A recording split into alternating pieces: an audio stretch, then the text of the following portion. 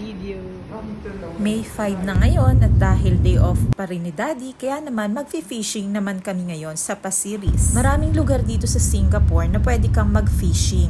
Kahit sa dagat lang, marami ka nang mahuhuling malalaking isda. Nung baby pa nga si Yuna, ay sa mga tabing dagat kami dati nagfi-fishing kasama yung papa ni Yuji. Kasi isa ito sa paboritong ginagawa nila. At hindi lang sila, ako din simula bata pa ako ay mahilig na talaga akong mag-fishing. It's okay later. I still can see you na. You na in my eyes. Nung bata pa ako ay nakatira kami malapit sa ilog, kaya isa sa pinagkakaabalahan namin noon ay ang panguhuli ng mga isda. Kaya tuwing nagbabakasyon kami dito sa Singapore, hanggat maaari ay isinisingit namin sa schedule ang mag-fishing. Dahil ito lamang yung pagkakataon na makapag-fishing ulit yung papa ni Yuji. At dahil nga umiidad na ang papa niya ay hindi na siya pinapayagan ng mama ni Yuji na mag-fishing mag-isa. Nakabayad na sila ng fishing fee and kumuha na rin kami ng pangpain. Ulam na natin yan ah. At ayun nga, yung pangpain namin ay malalaking hipon. Kung sa Pinas yan, malamang sinigang ko na yan. Ang mahal-mahal ng presyo sa atin ng mga bilihin at isa na nga yung hipon na yan sa mataas ang presyo. Yung binayaran nga pala nila is pay per catch. Meron din namang per hour, kaya lang hindi na namin kinuha yun kasi wala rin naman kaming balak magstay ng matagal dito. $59 nga pala kapag nakahuli ka ng 3 isda. Kaya 6 na isda lamang yung target naming hulihin para sa araw na ito. 4 kami na gusto mag-fishing kasama si Yuna, pero 2 fishing rod lamang para sa binayaran namin. Yung isang fishing rod ay syempre papa ni Yuji ang gagamit at itong isang fishing rod na ito ay 3 kaming maghahalin hina. At eto na nga, ilang minuto pa lamang ay nakahuli na kaagad ng isda si Daddy. Ayun. Ang bilis naman, wala namang kapil tree. Ayan. Woo! Oh no. Tanggel.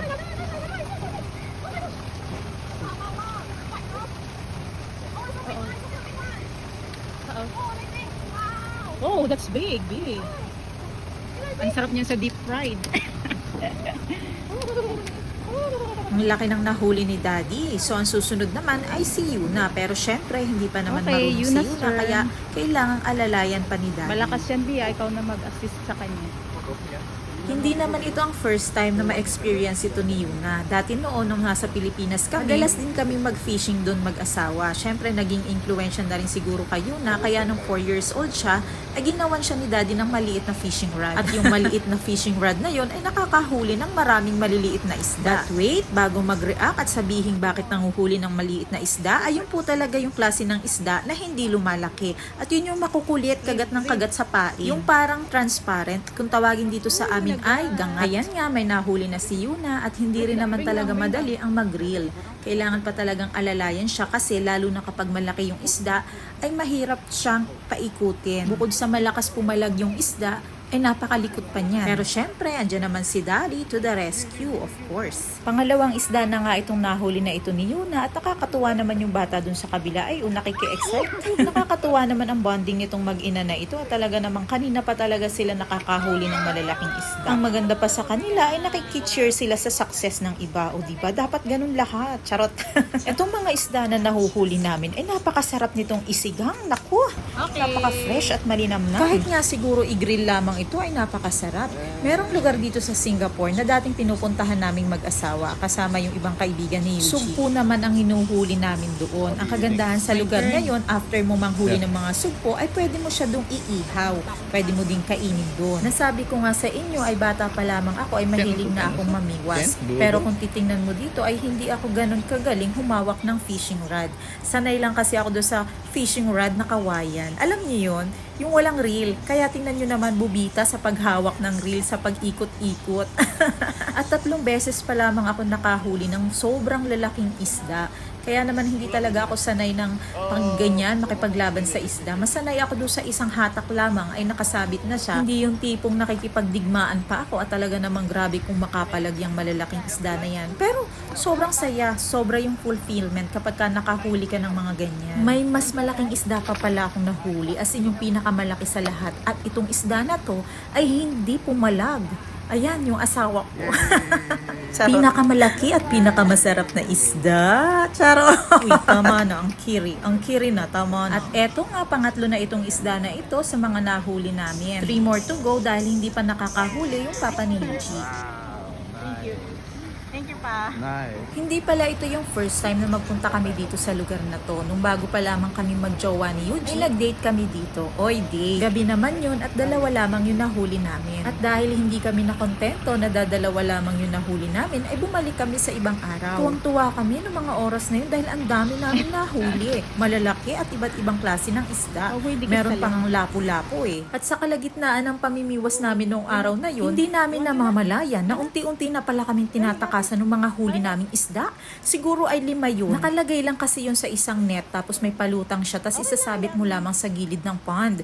Sa sobrang saya ng panguhuli namin, hindi namin napapansin na natanggal pala yung pagkakatali doon sa gilid. Magkasabay pa kaming napatingin doon sa palutang na nandun na sa malayo. At sabi ng asawa ko, kakulay daw nung aming palutang. Ay di pagtingin namin doon sa gilid namin, ay wala na.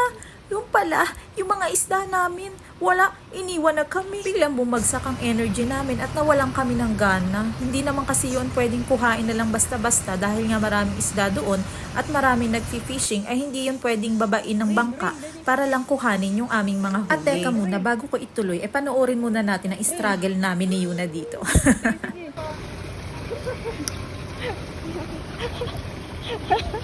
Oh my gosh. Okay, real. Wait lang, di ako makagaling. Oh! Okay. Oh, real ah. Okay, relax. Yeah. Yuna, good job, Yuna. At balik tayo doon sa nakatakas na isda. So, in-enjoy na muna namin yung mga natitira pang oras nang huli pa kami at nakahuli pa naman kami ng ilang isda. And then after that, pumunta kami sa management para i-report yung nangyaring pagtakas ng mga isda. Ang sabi sa amin ay balikan na lang namin kinabukasan dahil mamayang gabi ay maglilinis daw sila ng pond. Yun lamang yung pagkakataon na pwede nilang makuha yung mga isda. Sa sumunod na araw nga ay binalikan namin yung mga isda na yon, pero bad news, hindi na nila nakita. Siguro ay nakawala na silang tuluyan doon sa net. Nakakapanghinayang man ay wala na kaming magagawa. Kaya nung araw na yon ay bumayad na lang ulit ang asawa ko or yung boyfriend ko pa lang siya nung time na yon ng pay per catch. At yun na nga, hindi ka naman mazizero sa lugar na to kaya nakahuli din ako at nakahuli din yung asawa ko. Nahuli namin yung isa't isa, ganun.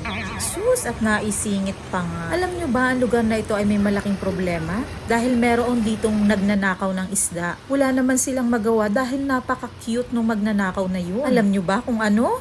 Ayan, yes po. Sila po ang mga cute na magnanakaw ng isda sa lugar na to. So, yung picture na yan ay kinuha ko lamang sa Google. Kaya ang ginawa na lamang ng management ng lugar na to ay pinalibutan ng buong net para hindi na sila makapasok dito. At talaga namang malulugi naman, syempre, kung hahayaan na lang nilang kumain yung mga cute na nilalang na yan. Siguro nung mga panahong nananalasa yung mga cute na yan, ay baka yan na lang ang hinuli ko at hindi ko na pinansin ang mga isda. Pero syempre, hindi ko naman gagawin yon at yun ay pinagbabawal na gawin dito sa lugar na ito. Kung sa atin pa sa Pilipinas, ay malamang hinuli ko yun at inilagaan. Pero syempre, charot lang. Finally, the 6th and last fish. Ayan na, nakahuli na si Papa, kaya naman, fishing is over. Parang patay na agad. Give up on his life already. Wow. Laki.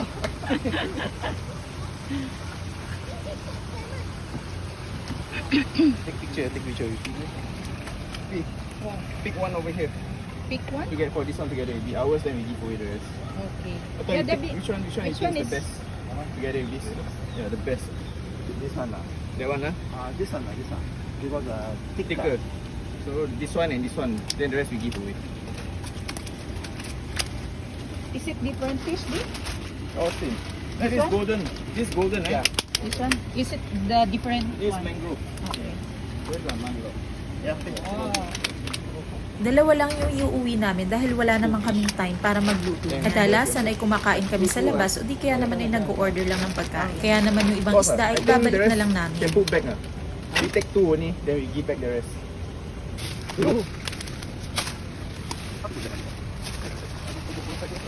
Sabi ng isda, pinaglalaroan niyo lang kami.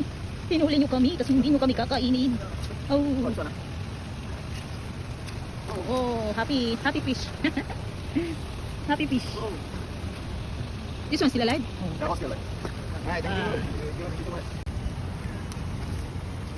Si Yuna hindi nag-fishing, kumain lang. So notice people always like, just I wanted people. So, ayun na nga, bumayad lamang kami para maglaro. Okay lang naman yun. Ang mahalaga ay nag-enjoy Yeah. naman kami sa aming ginawa. At tama lang yung dalawang fish na yon. So, yung dalawang fish na yon na dinala namin ay ipapalinis muna namin dito sa my convenience store. Meron silang kitchen dito sa bandang likuran. Mahirap din naman kasing maglinis niyan. So, may bayad din yata yung palinis. Hindi ko na lang na-check. Pero parang may nakikita ako dun kasi na presyo eh. So, habang hinihintay namin na matapos yung paglilinis ng isda, is pupunta muna kami dun sa kalapit na mall dito sa area na ito para bumili ng pagkain ni Yuna. And then after that, binalikan na namin ito at oras na para kami ay umuwi. Hinihintay na lamang namin dito yung aming sasakyan. Napakaganda ng lugar na to kaya naman hindi ko napigilan ang aking sarili at kinuhanan ko na naman sila ng video. Ito lang naman yung aking purpose in life. Charot! Mahilig lang talaga ako mag-video. Kaya naman eto, napagdesisyonan ko na gumawa na talaga ng channel para kahit papaano ay mapapanood namin yung mga ganap namin sa buhay. Pagdating nga pala namin dito sa amin ay sobrang lakas na ng ulan. So eto na nga at hinugasan na ng asawa ko at binulat-lat yung binulat-lat yung mga parts ng isda. Syempre ako ang paborito kong part ng isda ay yung ulo. Masarap kasi ang ulo. Hindi, masarap yung ulo, yung mata niya, masarap. At saka rich in collagen daw yung mata. Kaya lagi na lang tuwing may isda kami, lagi kong tinitira yung mata. Kaya naman, yung ulo na yan ay naka-reserve na para sa akin. Si mama na nga pala ang magluluto niyan. Not today, maybe tomorrow or the next day. So, tom yum daw ang luto na gagawin niya dyan sa mga isda niya. At dahil si Yuna naman ay hindi kumakain ng tom yum, so ipagpiprito na lang siya ni mama.